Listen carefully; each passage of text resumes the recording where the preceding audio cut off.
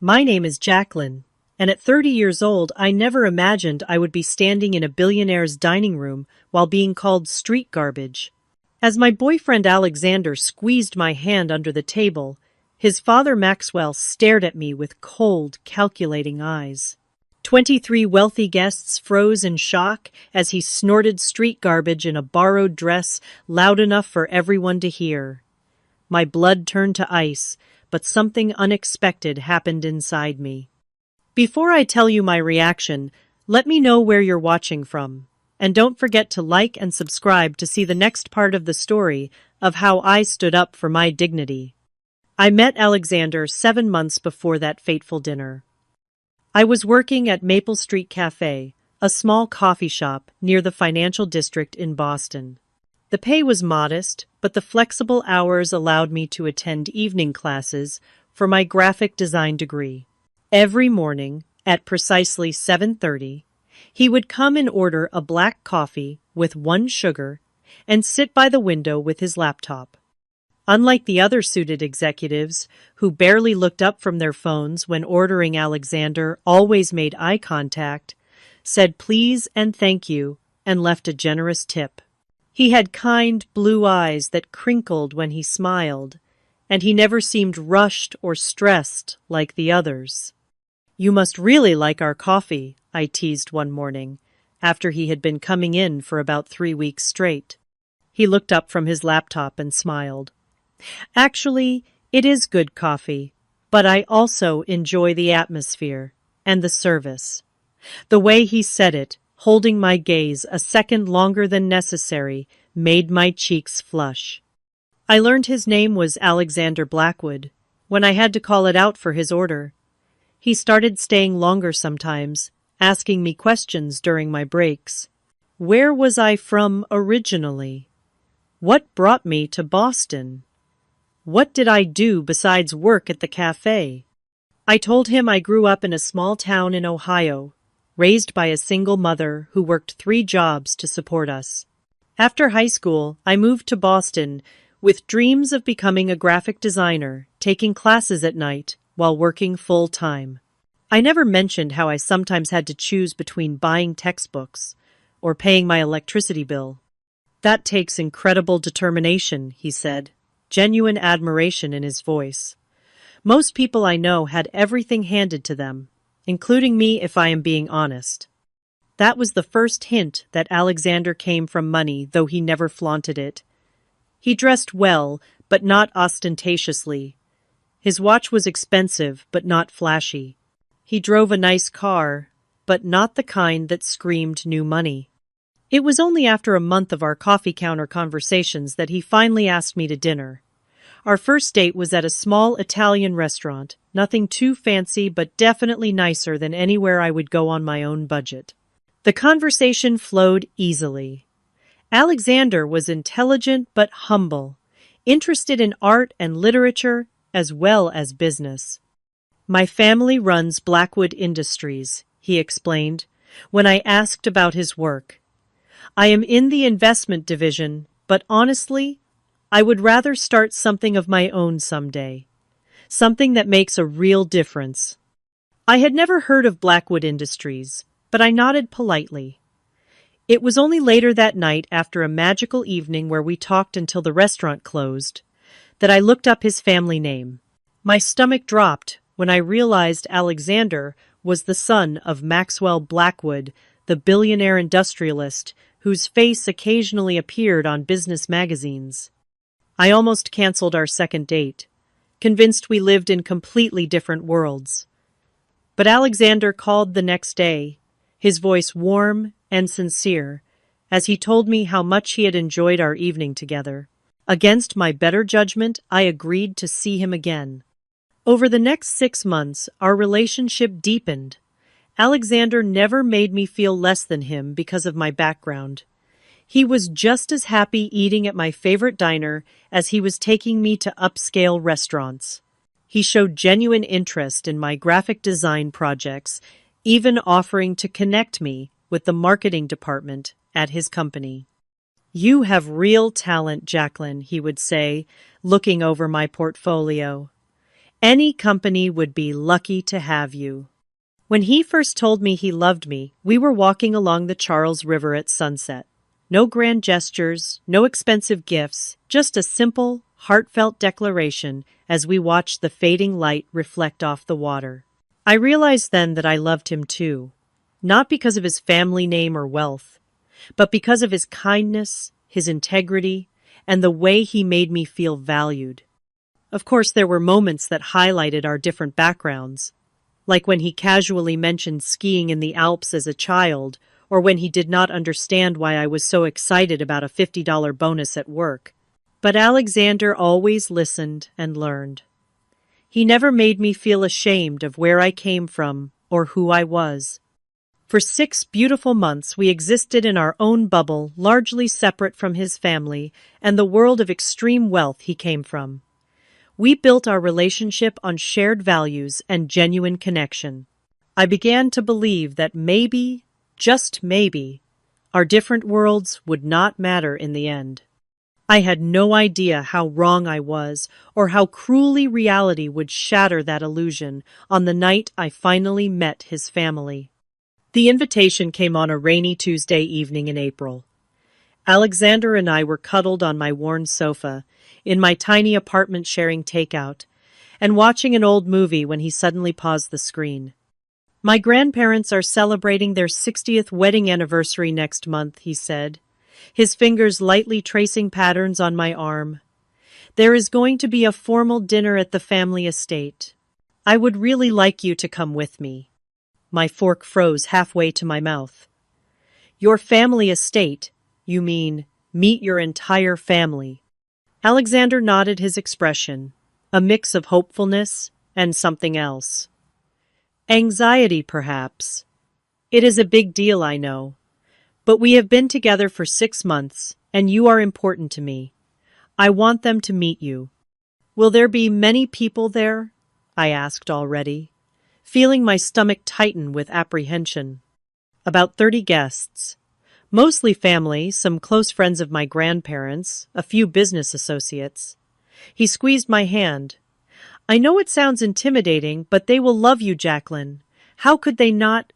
His confidence was touching, but did little to calm my nerves. For the next 3 weeks, I obsessed over every detail. What would I wear? How should I speak? What if I used the wrong fork or said something embarrassing? My best friend Sophia listened patiently to my concerns over coffee the following Sunday. "You need a killer dress," she declared. "Something that makes you feel confident." We spent the entire afternoon combing through department stores. But everything suitable for such an event was far beyond my budget. $400 for a dress I would wear once seemed insane when that amount represented half my rent. Seeing my dismay, Sophia offered a solution. "I still have that midnight blue silk gown from my cousin's wedding last year.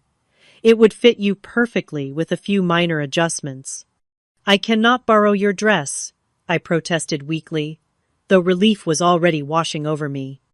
"Of course you can. And my pearl earrings too. You will look stunning." The week before the dinner I practiced walking in heels around my apartment. I watched YouTube videos on formal dining etiquette, memorizing which utensil to use for each course. I researched the Blackwood family history, so I could make intelligent conversation about their business interests. The night before the event, my sister Elaine called. She had always been my rock, the one who helped raise me after our father left. "Just remember who you are," she said firmly. "You are smart, kind, and worthy of respect, regardless of how much money anyone has. Do not let anyone make you feel small." I clung to her words as I prepared the next evening, taking extra care with my hair and makeup. The borrowed dress fit beautifully, the dark blue material flowing elegantly to the floor. Sophia's pearl earrings added a touch of classic sophistication. Looking in the mirror, I barely recognized myself. When Alexander arrived to pick me up, his expression made all the anxiety worth it. You look absolutely breathtaking, he whispered, kissing me softly.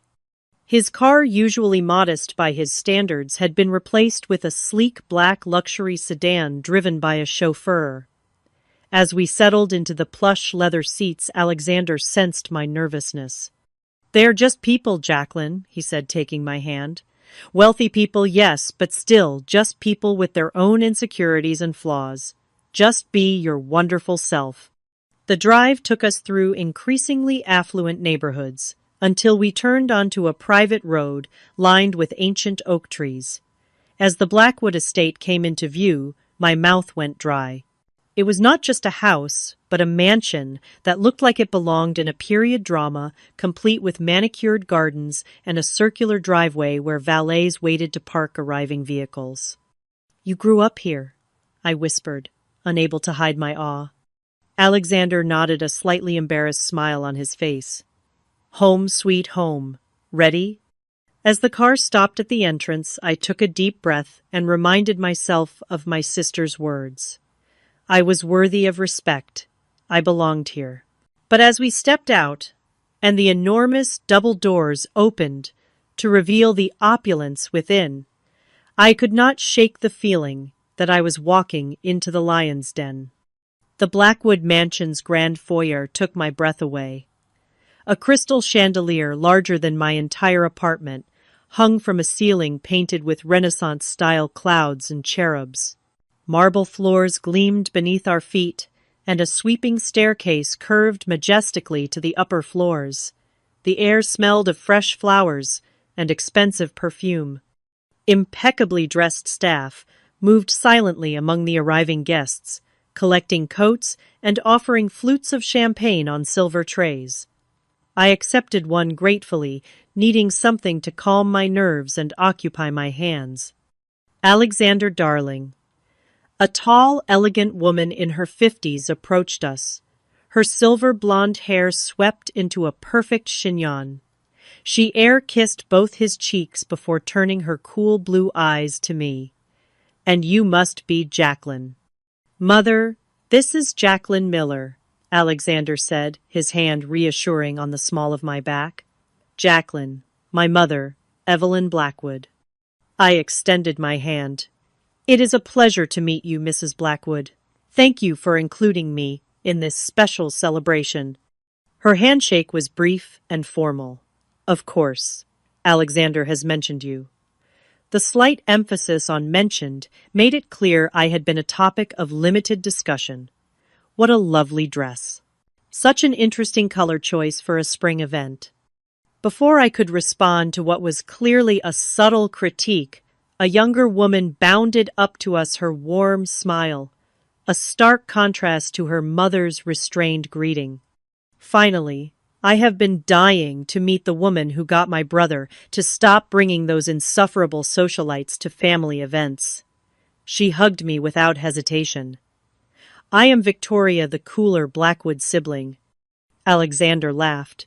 "My sister lacks my mother's gift for subtlety." Victoria linked her arm through mine. "Come on. I will introduce you to people who actually know how to smile. Most of them, anyway." As we moved through the crowd, I became acutely aware of the appraising glances. Victoria introduced me to cousins, family, friends, and business associates, most of whom were polite if somewhat reserved. The questions began innocuously enough. "And what do you do?" Jacqueline asked an older woman, dripping in diamonds. "I work at a coffee shop in the financial district while finishing my degree in graphic design," I answered honestly. "How quaint," she replied, her smile not reaching her eyes. "A barista. How did you and Alexander meet?" Each time I explained our coffee shop meeting, I watched the subtle shifts in expression, raised eyebrows, exchanged glances, thin smiles. The unspoken judgment was palpable. "Oh, I just love those rags to riches stories," gushed one woman, as if I were a character from a Dickens novel rather than a person standing right in front of her. "Alexander always did have a charitable heart," murmured another, just loudly enough for me to hear. Victoria squeezed my arm supportively. Ignore them.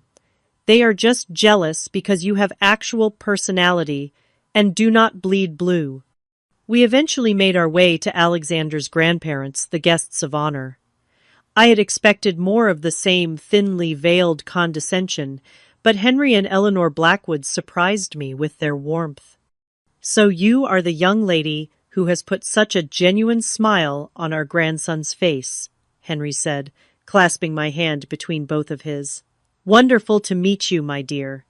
"Alexander tells us you are studying design," Eleanor added. "I would love to hear about your projects sometime." Their kindness was a momentary respite from the scrutiny, but as we moved away, Victoria leaned in to whisper, "Grandpa and Grandma are the best of the bunch. They came from nothing and built the company themselves. The rest of us just got lucky in the genetic lottery." As the evening progressed, I managed a few pleasant conversations. A young cousin of Alexander's who was studying art history, an elderly aunt who had traveled extensively and loved hearing about my small hometown, a business partner of the family who seemed genuinely interested in graphic design. But for every friendly interaction, there were 3 or 4 that left me feeling examined and found wanting. Comments about my accent, subtle digs about my education questions, that probed at my family background as if searching for something scandalous. Through it all, Alexander remained attentive, his hand rarely leaving mine stepping in when conversations became too pointed. But even he could not shield me from the moment I had been dreading most. "There is my father," Alexander said, quietly nodding toward a distinguished-looking man holding court across the room. Maxwell Blackwood was tall and imposing with steel-gray hair and Alexander's blue eyes, though his held none of his son's warmth. "Should we go say hello?" I asked, though every instinct told me to avoid this man. Alexander hesitated. "We should, just. He can be abrupt. Do not take anything personally." We approached Maxwell as he finished a conversation about stock prices. He turned to us his gaze, sweeping over me in a quick assessment, before returning to his son. "Alexander, a cuert nod. Father, I would like you to meet Jacqueline Miller." "Jacqueline, my father. Maxwell Blackwood." I extended my hand. "It is an honor to meet you, Mr. Blackwood." He took my hand briefly, his grip firm, to the point of discomfort. Indeed. That was all. No pleasantries, no welcome. Just a single word that somehow managed to convey both dismissal and disapproval. A staff member announced dinner would be served, saving us from the awkward silence that followed. As Alexander guided me toward the dining room, I caught Maxwell watching us, his expression unreadable but unmistakably cold. "That went better than I expected," Alexander whispered, but the tension in his voice belied his words. The warning bells in my mind grew louder as we entered the ornate dining room. Something told me the worst was yet to come. The dining room was a testament to old money and refined taste. A massive mahogany table stretched beneath another sparkling chandelier, set with gleaming silver fine china and crystal glasses that caught the light. Fresh flower arrangements and candles created an atmosphere of elegance and intimacy despite the room's grand scale. A staff member directed each guest to their assigned seat. My heart sank when I realized I had been placed directly across from Maxwell Blackwood with Alexander to my right. Victoria caught my eye from further down the table and gave me an encouraging thumbs up when no one was looking. "Quite the production, is it not?" Alexander whispered as he held my chair. "Just remember there are only 20 courses and 16 different forks." When I looked at him in horror, he laughed. "Kidding. It is just a normal dinner, with extremely expensive wine." As the first course was served a delicate soup, I did not recognize I carefully watched others to make sure I used the correct spoon. The conversation around the table focused on topics that seemed designed to exclude outsiders. Stock portfolios, boarding schools, vacation homes in countries I had only seen on maps. I remained silent, concentrating on not making any social blunders while taking tiny sips of wine to calm my nerves. Alexander occasionally tried to include me explaining inside references or asking for my opinion, but each attempt only highlighted my outsider status. So, Miss Miller Maxwell's voice suddenly cut through the conversation, addressing me directly for the first time. Alexander tells me you work in a coffee shop. The table quieted attention, shifting to our exchange. I set down my spoon carefully. Yes, sir. Maple Street Cafe. It helps pay for my education. And what exactly are you studying? His tone suggested he doubted it was anything worthwhile. Graphic design. I will graduate next spring. He raised an eyebrow. Graphic design. Making posters and such.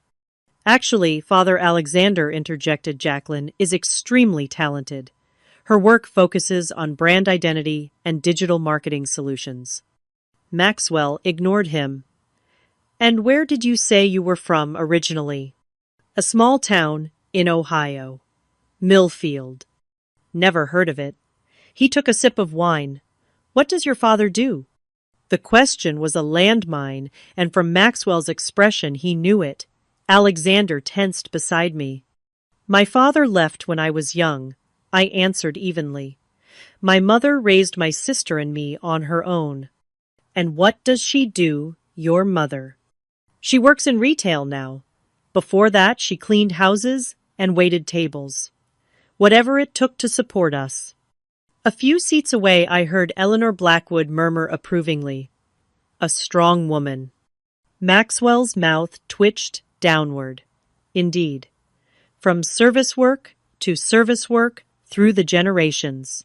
Fascinating. Alexander set down his fork with more force than necessary. Jacqueline's mother made incredible sacrifices to give her daughters opportunities. She should be admired, not condescended to. The second course arrived, temporarily halting the interrogation. Alexander squeezed my hand under the table, his silent support, the only thing keeping me from fleeing the room. As dinner progressed through multiple courses of increasingly elaborate food, Maxwell continued to direct pointed questions my way between conversations with other guests. Did you attend university immediately after high school, or did you discover your intellectual curiosity later in life? That is an interesting accent. Is that common, where you come from? Have you ever been to Europe? No, pity. Travel is so educational for those with limited exposure to culture. Each question was phrased to seem innocent, while carrying a clear message, you do not belong here. By the time the main course arrived, an exquisitely prepared beef tenderloin, my nerves were frayed. I reached for my wine glass, misjudging the distance in my anxiety, and knocked it slightly. A few drops of red wine splashed onto the pristine white tablecloth. I am so sorry, I gasped, mortified, as a server rushed over with a clean napkin. No harm done, Alexander assured me, but his father's cold chuckle drew everyone's attention. Careful with that, Maxwell said loudly. That wine costs more than you probably make in a week. An uncomfortable silence fell over the table. Alexander's face flushed with anger. Father, that is enough. Maxwell leaned back in his chair, swirling his own wine. I am merely stating facts, son. No need to be sensitive. His gaze shifted back to me, more direct, now all pretense of civility abandoned.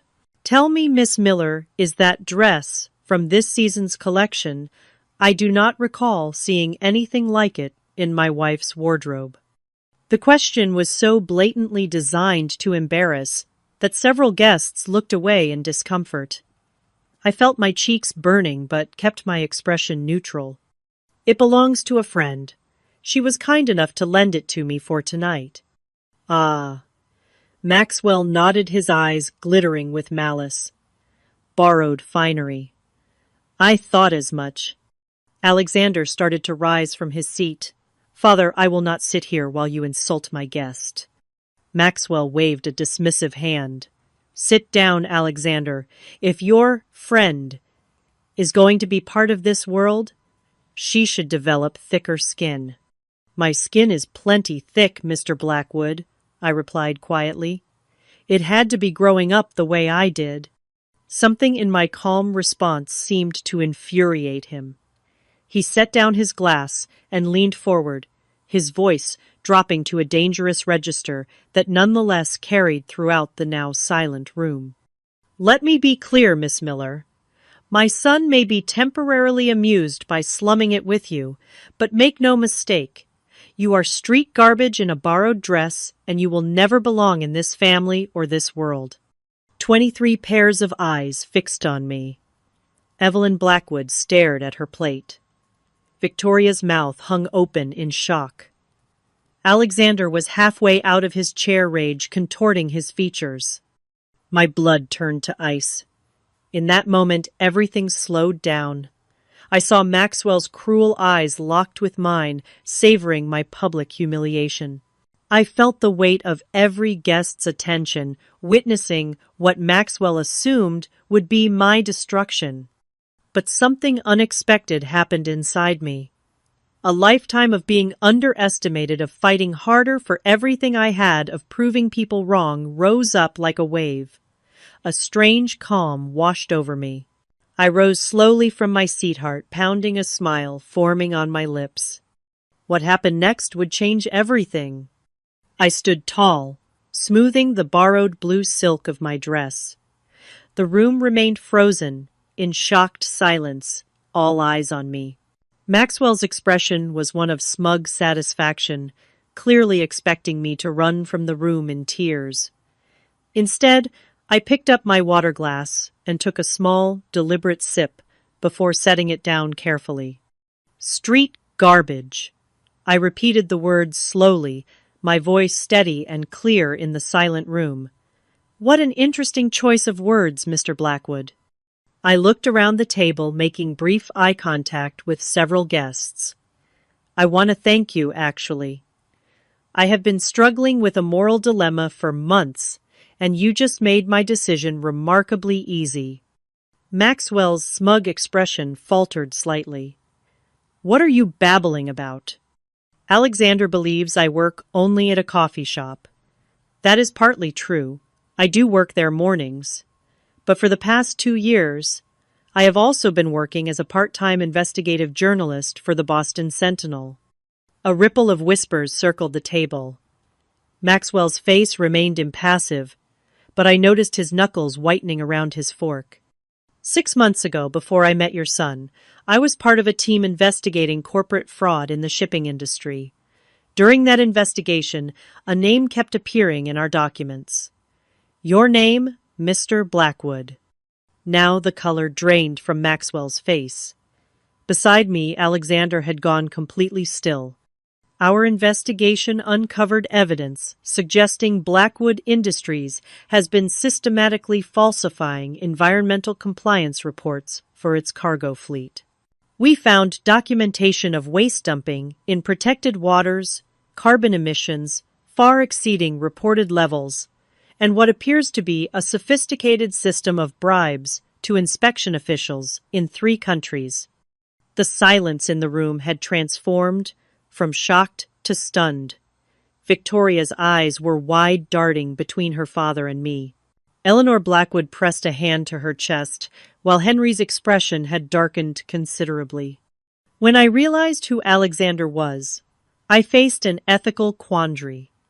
I immediately disclosed our relationship to my editor and removed myself from the investigation. I even convinced the paper to delay publication while we sought additional corroborating sources. I leaned forward slightly, my eyes locked with Maxwell's. I did that out of respect for Alexander because I fell in love with him. I did not want his family's potential wrongdoing to taint what we had. But I never told him about the investigation because I did not want to put him in an impossible position. Alexander turned to me, his expression a complex mixture of shock, confusion, and something else I could not quite name. "Jacqueline, is this true?" I nodded briefly, touching his hand. "I am sorry I kept this from you. I was trying to protect both you and the integrity of the investigation." Turning back to Maxwell, whose face had now flushed an alarming red, I continued. "The paper agreed to hold the story, not because we lacked evidence, but because I requested more time to ensure absolute accuracy. I wanted to be certain before potentially destroying the reputation of my boyfriend's family business." I straightened my shoulders. "But you have just made something very clear to me, Mr. Blackwood. You see, I have been carrying around photographs of you meeting with inspection officials on your yacht, documents with your signature, authorizing the falsification of environmental reports, recordings of your executive team discussing how to hide toxic waste disposal from regulators." A glass shattered somewhere down the table. Maxwell had pushed back his chair and was half standing. "This is preposterous. You are making wild accusations with no basis, in fact. I will sue you and your tabloid for defamation." I smiled calmly. "You are welcome to try. The Sentinel's lawyers have vetted every document, every photograph, every recording. The story was ready to run 3 months ago. I was the one who asked them to wait." "Why would they listen to a coffee shop girl?" he spat. "Because the evidence I personally gathered was the linchpin of the entire investigation, and because Pulitzer Prize-winning journalists tend to have some influence in their newsrooms." This was stretching the truth slightly. I had not won a Pulitzer, but my mentor at the paper had, and he had indeed advocated for my request to delay publication. "You see, Mr. Blackwood, I grew up with nothing, as you so eloquently pointed out. That taught me to work twice as hard to pursue education however I could get it. I worked full-time while putting myself through journalism school before switching to graphic design. I took the barista job because it offered flexible hours, but I never stopped working as a journalist." I reached for my phone in my small clutch purse. "So I would like to thank you for removing any doubt about what I should do next." I typed a quick message while continuing to speak. That was a text to my editor informing him that I am formally removing my objection to publication. "The Sentinel will run our investigation in tomorrow's edition and online at midnight tonight. I believe the headline mentions your name specifically." The room erupted in chaos. Maxwell lunged forward, his face contorted with rage. "You little nothing!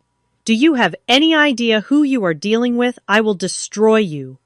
Alexander stood and stepped between us. "That is enough, Father. You will not speak to her that way." "You fool!" Maxwell hissed at his son. "Can you not see what she has done? She used you to get close to this family." I shook my head. "No, Mr. Blackwood. I fell in love with your son despite his connection to you, not because of it. When I realized who he was, I immediately disclosed the conflict of interest and removed myself from the story." Alexander Evelyn finally spoke, her voice tight with alarm. "Surely you cannot believe this. This person over your own father?" Alexander looked at me, his expression unreadable. "Did you really not know who I was when we met?" "I had no idea," I said softly. "You were just the kind man who always ordered black coffee with 1 sugar and actually looked me in the eye when saying thank you." He studied my face for a long moment, then turned to his father. "I have seen the environmental compliance reports, Father. I have questioned their accuracy for years and been told to mind my own department. I believe her." Maxwell's face turned purple. "You ungrateful boy. Everything I have built, everything you stand to inherit, and you side with this nobody." "Her name is Jacqueline Alexander," said firmly. "And yes, I do." Several guests had begun making discreet exits, murmuring awkward apologies. Victoria had moved to stand near us, her expression, a mixture of shock and what appeared to be reluctant admiration. "Well," she said, breaking the tension slightly, "this is certainly the most exciting anniversary dinner we have ever had." Henry Blackwood, who had remained silent until now, slowly rose from his seat at the head of the table. "Maxwell. My office. Now." As Maxwell stormed out with his father, Evelyn, following close behind, I turned to Alexander. "I should go." "I will drive you," he said immediately. I shook my head. "Number, you need to be with your family right now. This is going to be a difficult night for all of you, and I am the last person who should be here. Jacqueline, please. We need to talk about this." "We will," I promised. "But not tonight. Call me tomorrow if you still want to." As I gathered my things, Eleanor Blackwood approached. To my surprise, she took my hands in hers. "My dear, while I cannot say I am pleased about tomorrow's news, I must admit you showed remarkable courage tonight. No one has stood up to Maxwell like that in decades." I swallowed hard. "I am sorry this celebration was ruined." She smiled sadly. 60 years of marriage teaches you that truth, however unpleasant, is always preferable to comfortable lies. I left the mansion with my head held high, declining Alexander's repeated offers to accompany me. As the taxi drove me away from the estate, I watched the grand house recede in the rear window, wondering if I had just destroyed the first real love I had ever known. My phone buzzed with a message from my editor. "Got your text. Running the story at midnight. Are you okay?" I typed back, "Yes, it was the right decision." But as the taxi continued through the night, tears finally began to fall. Not because of Maxwell's cruelty or the public humiliation, but because in standing up for the truth, I might have lost the man I loved. The following morning, the Boston Sentinel's headline read, "Blackwood Industries Environmental Fraud and Corruption Exposed." My byline appeared alongside two senior reporters. The story detailed years of systematic environmental violations, falsified reports, and bribes to officials. It included damning photographs, excerpts from internal memos, and quotes from former employees who had agreed to speak anonymously. I had not slept. After returning to my apartment, I had spent hours on the phone with my editor and the paper's lawyers, going over every detail one final time before publication. When the story went live at midnight, I watched my phone, half expecting it to ring with Alexander's name on the screen. It never did. By 8 in the morning, the story had been picked up by national news outlets. By noon, Blackwood Industries stock had plummeted 20%. By evening, the EPA and Department of Justice had announced preliminary investigations. My phone rang constantly, but never with the one call I was waiting for. Colleagues congratulated me on the breakthrough story. My editor offered me a full-time position. Other news organizations reached out with job offers. Through it all, I felt hollow. "You did the right thing," my sister Elaine assured me when I finally answered her call. "That man was a monster. You stood up not just for yourself, but for everyone he has ever stepped on." "Then why does it feel so awful?" I asked, staring out my apartment window at the rainy street below. "Because you care about Alexander," she said simply. "And because doing the right thing often comes at a personal cost." 3 days after the story broke, with still no word from Alexander, I returned to work at the coffee shop. My manager had seen the news and greeted me with a mixture of awe and concern. "Are you sure you want to be here?" she asked. "There have been reporters asking if you work here." "I need normal right now," I replied, tying on my apron. "And I do not quit jobs without notice." The morning passed in a blur of coffee, orders, and furtive glances from customers who recognized me from the news. Around 11, the door opened, and Maxwell Blackwood himself walked in. The cafe went silent. He looked nothing like the imposing figure from the dinner party. His face was haggard, his normally immaculate suit slightly rumpled. The past 3 days had clearly taken their toll. "Mr. Blackwood," I said, my voice steadier than I felt. "What can I get for you?" "A word," he replied tersely. "In private." My manager stepped forward protectively. "Sir, if you are here to harass my employee—" "It is okay," I assured her. "I will take my break now." I led Maxwell to a corner table far from the other customers. We sat across from each other, the tension palpable. "Have you come to threaten me in person?"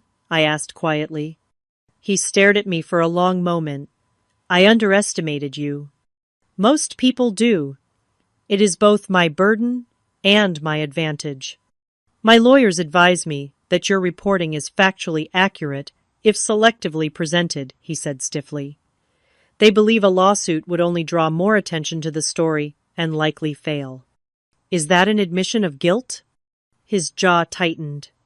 "It is an acknowledgement of your thoroughness. The board has placed me on administrative leave pending the investigations." I leaned forward slightly. "Did you really come here to compliment my journalism, Mr. Blackwood?" "I came to ask what it would take to get you to back off," he said bluntly. "Money. A position somewhere. Name your price." I stared at him in disbelief. "You still do not understand. This was never about money or advancement. It was about doing my job. About the truth." "The truth," he scoffed. "Do you have any idea what the truth will cost? Hundreds of jobs are at risk. The company my father built could collapse." "That is not on me," I replied firmly. "That is on you and every executive who chose profits over compliance, who decided that environmental regulations were optional if no one was looking." He leaned back, studying me with new eyes. "You truly believe you are righteous in this, do not you?" "I believe in accountability, even perhaps especially for the powerful." Maxwell stood abruptly. "My son has not been home in 3 days. His mother is beside herself. Whatever game you are playing with him—" "I love Alexander," I interrupted. "This was never a game, and I have not heard from him since the dinner." Something flickered across Maxwell's face. For a moment he looked almost human. He always was too idealistic for the business, like my father. Without another word, he walked out. That evening, as I was preparing dinner in my small kitchen, there was a knock at my door. When I opened it, Alexander stood there, unshaven and exhausted looking. "Hi," he said simply. "Hi," I whispered back, my heart racing. "Do you want to come in?" He nodded, stepping past me into the apartment. We stood awkwardly for a moment before both speaking at once. "I should have told you. I should have called." A ghost of a smile crossed his face. "Ladies first." I took a deep breath. "I should have told you about the investigation. I convinced myself I was protecting you from an impossible choice, but really, I was afraid of losing you." "And I should have called sooner," he replied. "I needed time to process everything, to look into the evidence myself, to confront my father." "And did you?" He nodded grimly. "The evidence is irrefutable. He did everything your article claimed and more. I accessed files even your investigation did not uncover." He ran a hand through his disheveled hair. My whole life I looked up to him. I knew he was harsh, even cruel sometimes, but I thought at least he ran the business with integrity. I gestured to the couch, and we both sat, maintaining a careful distance between us. "Where have you been the past 3 days?" I asked. "A hotel, mostly. Meeting with company lawyers. Talking with my grandfather about the future of the company." He looked at me directly, "and thinking about us." My heart constricted. "And what conclusion did you reach?" "That I fell in love with a woman who is braver and more principled than I gave her credit for. He reached for my hand. That I am angry you did not trust me with the truth, but I understand why. I am so sorry, Alexander. I know.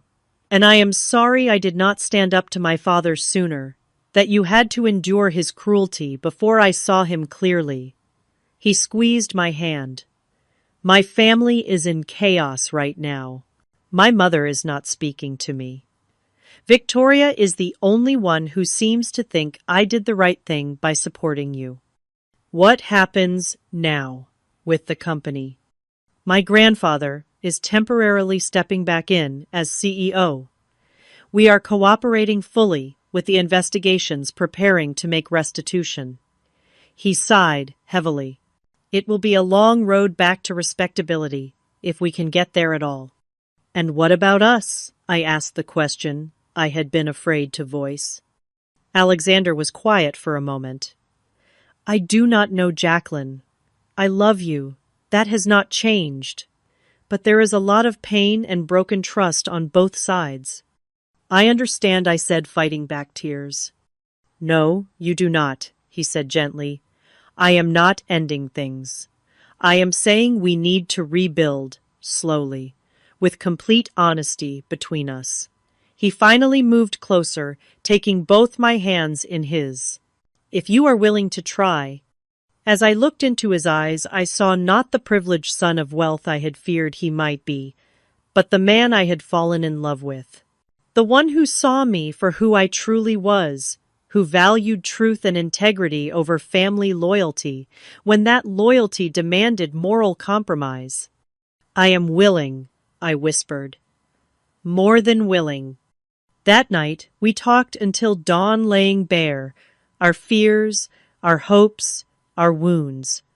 It was the first step on what would be a long and difficult journey back to each other, set against the backdrop of a family and company in turmoil. 6 months passed like a whirlwind. The Blackwood Industries scandal became one of the biggest corporate fraud cases of the year. The initial article I had co-written sparked investigations by multiple federal agencies, resulting in fines exceeding $300 million. Maxwell Blackwood was indicted on charges of fraud, bribery, and violations of the Clean Water Act. Several other executives faced similar charges. The fallout was far-reaching. The company's stock, once a blue-chip mainstay, lost nearly 40% of its value. Hundreds of employees faced uncertain futures as entire divisions were restructured or sold off. As the architects of the fraud faced justice, many innocent workers suffered the consequences. This weighed heavily on me. While I knew exposing the truth had been right and necessary, I struggled with guilt over the collateral damage. People with no knowledge of the executive-level corruption had lost jobs, retirement savings, and security. You cannot take responsibility for the actions of others, my editor reminded me when I confessed these feelings. Maxwell Blackwood hurt those employees, not you. I channeled my guilt into action.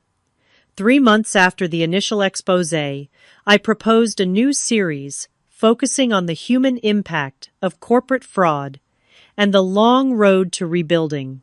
The Sentinel gave me a team and resources to tell these stories.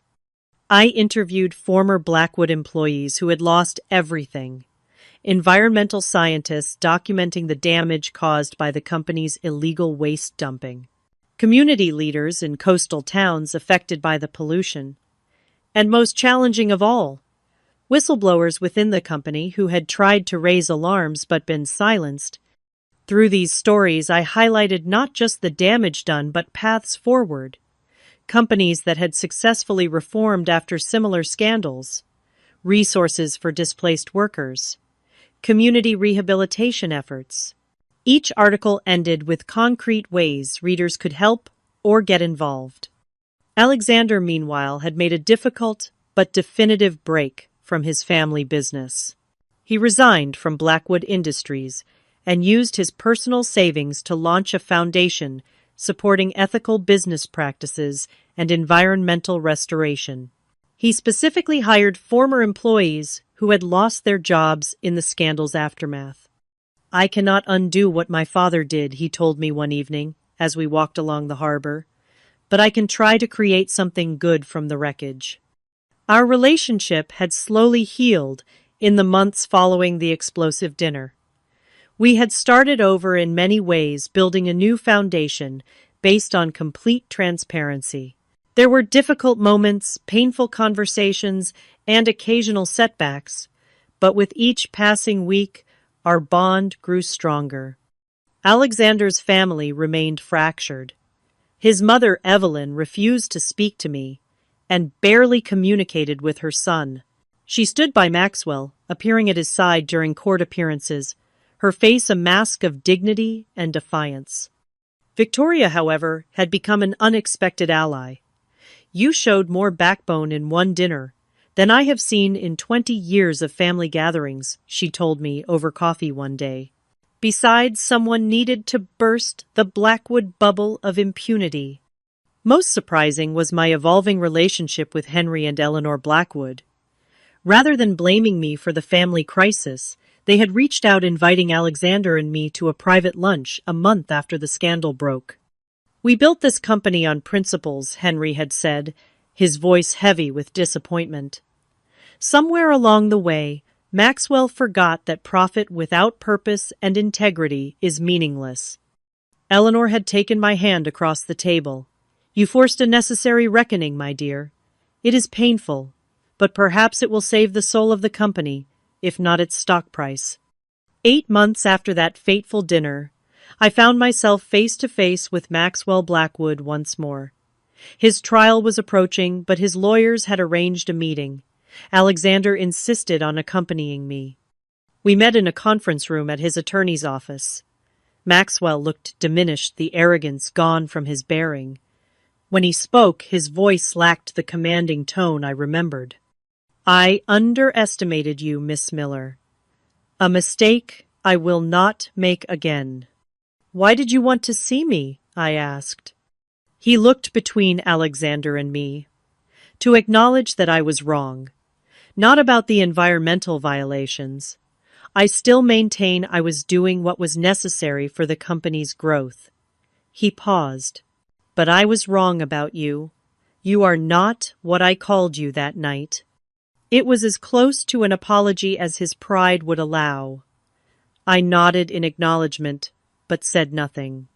"And I was wrong about Alexander," he continued, addressing his son directly now. "I thought your idealism was weakness. Recent events have shown me otherwise." Alexander's jaw tightened. "Is that all, Father?" Maxwell nodded. "My lawyers expect a plea deal. I will likely serve time." He gave a hollow laugh. "From boardrooms to prison cells. Quite the fall." As we left the meeting, Alexander took my hand. "Are you okay?" "I think so," I replied. That was as close to a Maxwell Blackwood apology as anyone will ever get. "It changes nothing," he said firmly. "No," I agreed. "But it closes a chapter." In the years since being called street garbage at a billionaire's dinner table, my life had transformed completely. My career had flourished with job offers from major publications and a book deal to expand on my corporate accountability reporting. I had testified before congressional committees on environmental enforcement and corporate oversight. The coffee shop girl had found her voice and purpose. But the most profound changes were internal. The insecurity that had once made me feel unworthy in Alexander's world had given way to quiet confidence. I knew my value did not depend on wealth status or others' approval. I had learned that standing up for truth might come at a personal cost, but the alternative, remaining silent in the face of wrongdoing, exacted an even greater price from one's soul. Alexander and I moved into a modest but comfortable apartment together. He continued building his foundation, working longer hours than he ever had at his father's company, but with a passion and purpose that energized rather than drained him. We were building a life based on shared values rather than shared privilege. On our 1-year anniversary, we returned to the small Italian restaurant where we had our first date. After dinner, Alexander reached across the table for my hand. "I have been thinking about something my grandmother said recently," he began. "She told me that the measure of a person isn't what they have, but what they stand for, what they are willing to fight for." I smiled. "She's a wise woman." She also said that when you find someone who makes you want to be your best self, you should never let them go. He squeezed my hand. "You stood up to my father when no one else would. You held a mirror up to my family's failings. You helped me find the courage to chart my own path. You stood with me when it would have been easier to walk away," I reminded him. "That took just as much courage." Later that night, as we walked along the Charles River, where he had first told me he loved me, Alexander stopped and turned to face me. "My father called you street garbage in a borrowed dress," he said softly. "But you showed everyone in that room what true class and integrity look like. You taught me that real worth has nothing to do with wealth." "We both learned some difficult lessons this year," I replied. "The most important being that empires built on lies eventually fall," he said, "while relationships built on truth can withstand anything." As we continued our walk under the stars, I reflected on how a moment designed to destroy me had instead set me free. Maxwell's cruelty had been a catalyst for truth, change, and growth. The path had been painful, but it had led to something authentic and valuable. That night at the Blackwood Mansion had taught me the most important lesson of all: our worth is defined not by others' judgments, but by our own actions and integrity. Sometimes it takes being called garbage to discover you are actually gold. What moments in your life forced you to stand up for yourself against someone who underestimated you? I would love to hear your stories in the comments below. And if this story resonated with you, please like, subscribe, and share it with someone who might need a reminder of their own worth. Thank you for listening. And remember that sometimes the people who try to break you end up giving you your greatest strength.